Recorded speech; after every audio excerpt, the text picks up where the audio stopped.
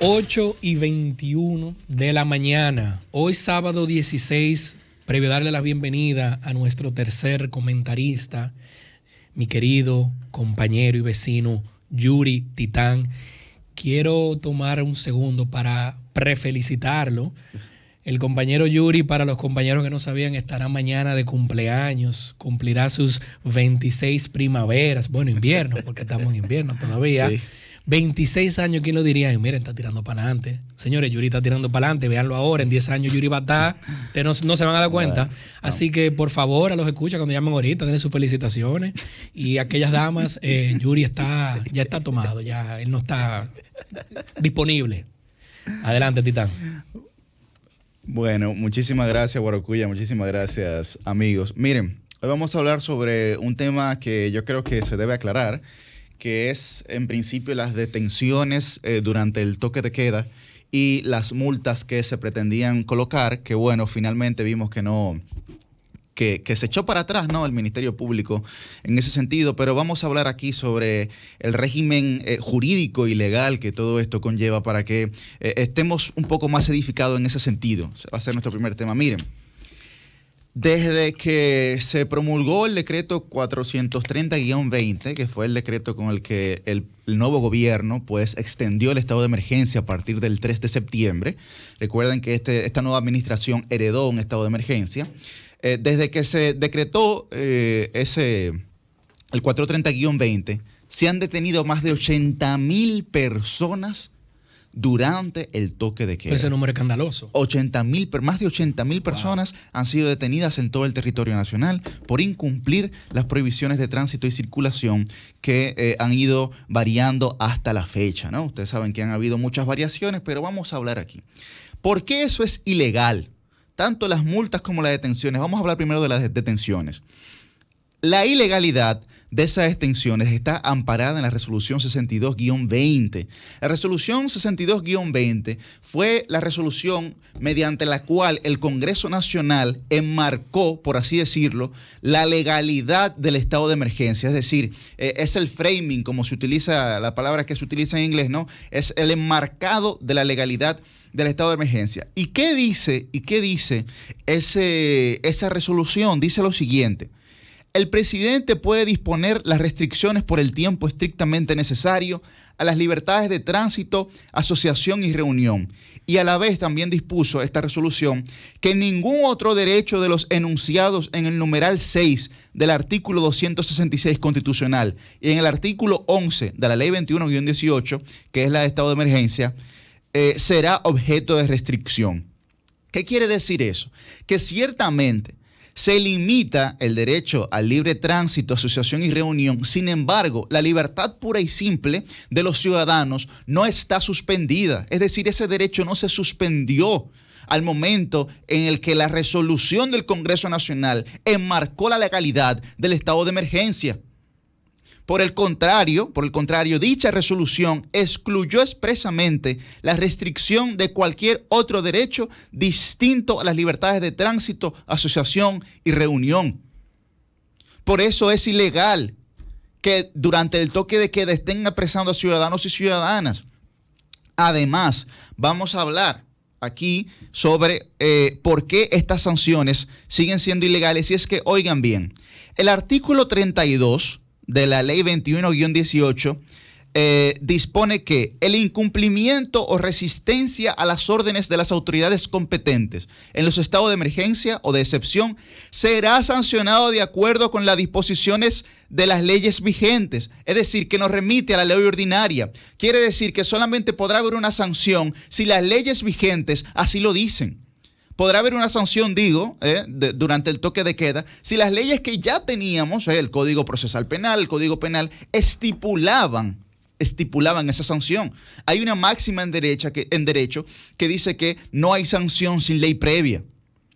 Por lo tanto, es una violación directa a un derecho fundamental como la libertad colocar personas en las cárceles por violentar el toque de queda. Es verdad que hay una situación de salubridad importante. Ahora, si nosotros lo vemos desde el punto de vista de políticas públicas, ningún sentido tiene usted asignar 30, 40, 50 personas en una celda que nosotros sabemos que no cumple con ningún tipo de criterio de salubridad. Entonces, eso ni es legal, pero tampoco tiene ningún sentido práctico. Ningún sentido práctico tiene. En ningún otro país del mundo, o por lo menos en la mayoría de los países que han tenido toque de queda, a nadie lo meten preso por violentar el toque de queda. Ciertamente le ponen una multa. Bueno, en España las multas son de 500, 600 euros por usted salir en violación al toque de queda, ¿no? Ahora bien, pasemos al tema de la multa, ¿no?, que es la segunda parte de esta situación.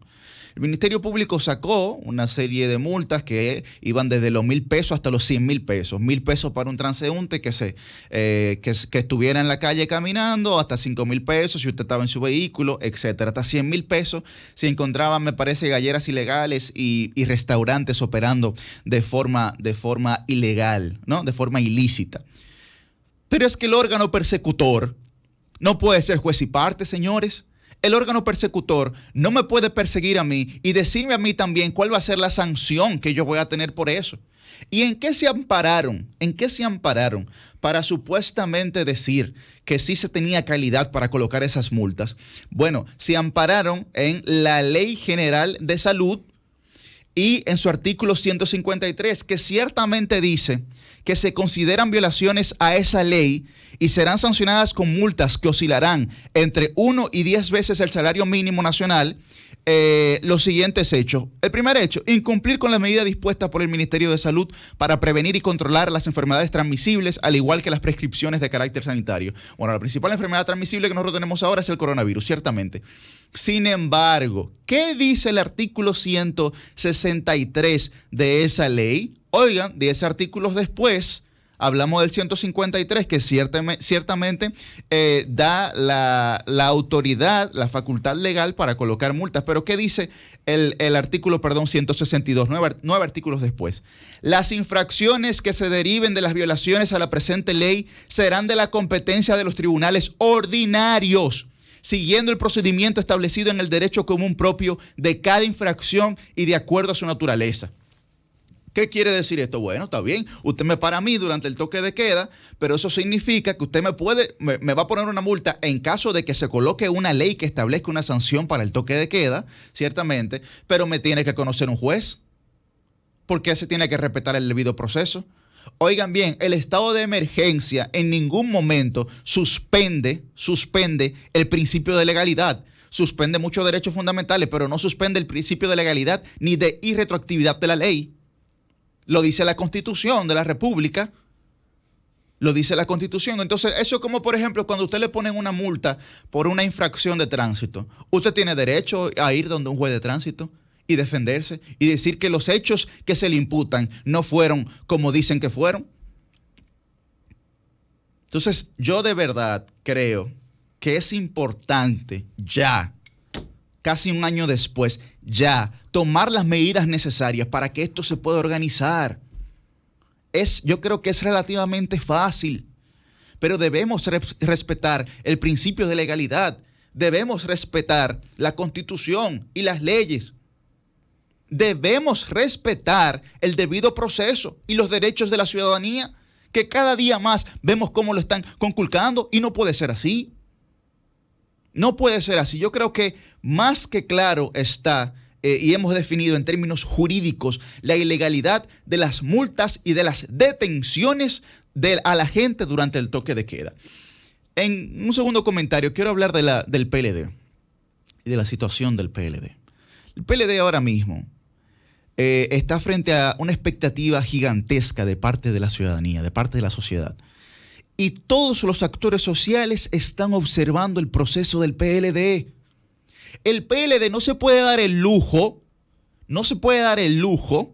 de entrar en contradicciones en la opinión pública. Por lo menos tenemos que ponernos de acuerdo en la forma de estar en desacuerdo. Por lo menos en eso hay que ponerse de acuerdo. Pero la militancia del PLD tiene que volver a Bosch, ciertamente, y una de esas cosas de volver a Bosch es la disciplina y de la resolución de conflicto a través de los organismos del partido. Yo no sé por qué actores de mi partido se resisten profundamente al diálogo. Pero tampoco sé por qué hay actores de mi partido que se encaprichan en buscar una posición y si no la consiguen, desmeritan a todo el mundo. Simplemente por sus intereses particulares. No puede ser así. No puede ser así. Si esos son los procesos que va a vivir nuestro partido, pues va a ser muy difícil nosotros por lo menos reunificarnos o reagruparnos. Va a ser difícil. Y lo digo con toda sinceridad y con todo respeto y con toda responsabilidad. Pero los actores que estén disgustados tienen que sentarse en la mesa del diálogo con los principales líderes del partido y poder estar en capacidad como gente grande y decente, porque aquí los caprichos, óiganme, esto es increíble. Pero yo sí les puedo decir que la generación que sube, que está subiendo en el PLD, no va a dejarse morir. Los jóvenes que estamos subiendo en el PLD no nos vamos a dejar morir. Escúchenlo bien. Escúchenlo bien. Y vamos a luchar. Ahora bien, tiene que ser con criterio. Esto no puede ser con chantajismo, ni de que si no me dan lo que yo quiero me voy. Bueno, pues váyase. Pues váyase. Y punto. Pero también hay que defender cosas internas. Y con esto finalizo. Los manuales de mejores prácticas partidarias lo dicen muy claramente. 3 pilares fundamentales.